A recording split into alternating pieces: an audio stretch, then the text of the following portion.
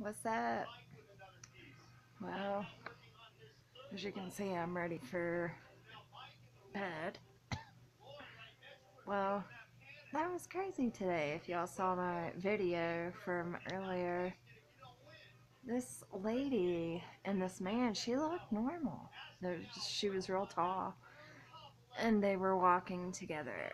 And I have seen him because I catch the Canal Regional Transportation out to um, Walmart's shopping center because it's safer than riding an electric bicycle out there because the bicycle right now only goes 30. So if anybody travels that road, it goes 55, and I have to ride like a bicycle.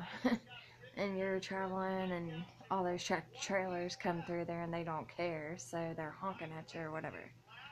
But I was sitting there, and I had just came out of the Dollar Tree because I went in there for some extension cords, and she was yelling at him, and she was like pushing him, and she was like, "Why did you go with that whore? Why did you go in there with that whore?" And then she was like, "You won't divorce me, but you'll go in there with that whore."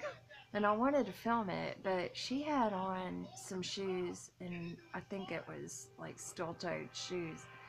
So then she like kicked him in the leg, and then all of a sudden she kicked him upside the temple of his head.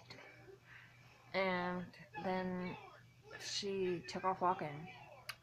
I don't know. She said something like she'll do away with all this bus or whatever. I don't know. It was weird. I mean, it was like a brawl right there in the middle of daylight. It was real pretty today. But that was wild. I was like, my gosh, domestic. But it was the woman. It wasn't no man. But it's, I guess, the man because he cheated on her.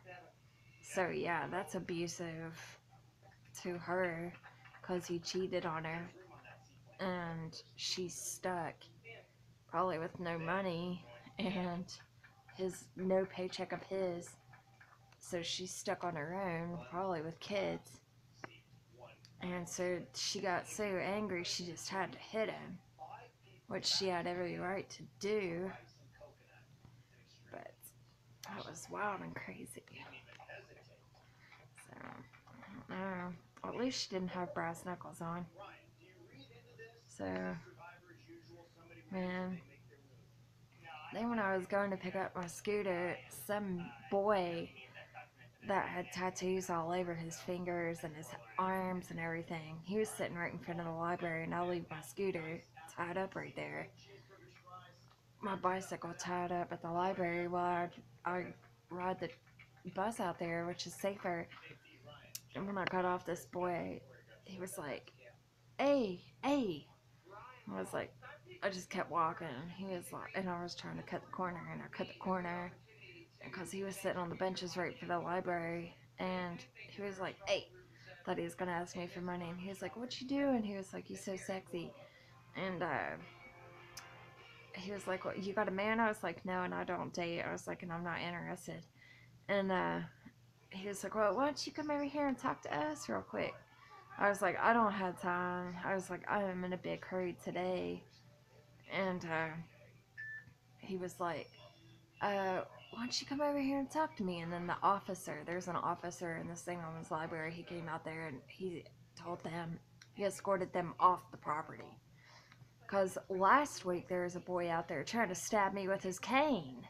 And I keep seeing him around town, and he keeps like staring at me. I don't like the way he's looking at me.